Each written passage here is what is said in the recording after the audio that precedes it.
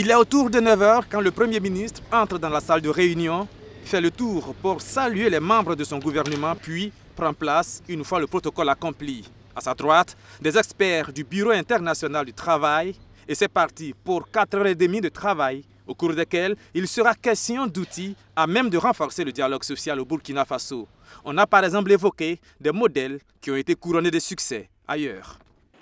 Mais nous avons parlé des pays où, par exemple, ils ont institutionnalisé le dialogue social avec des institutions de dialogue social. C'est déjà le cas au Burkina Faso avec le Haut Conseil du dialogue social.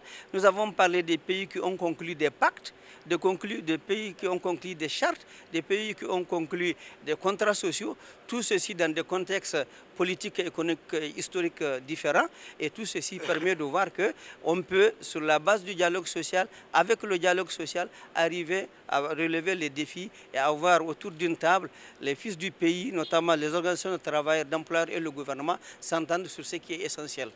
Dans un contexte où le dialogue avec les organisations syndicales est marqué par des phases successives de crispation, le gouvernement aurait-il besoin, peut-être, de nouveaux instruments pour des meilleures négociations? Nous avons été outillés pour que justement le dialogue qui existe, qui parfois connaît des couacs, puisse être mieux mené et aboutir à une situation qui soit porteuse donc des attentes pour le gouvernement, celui donc d'un développement harmonieux dans un contexte apaisé, et porteur également de résultats pour les travailleurs, celui donc d'un travail décent, comme il l'a été expliqué par les différents experts venus nous apporter donc ce séminaire-là.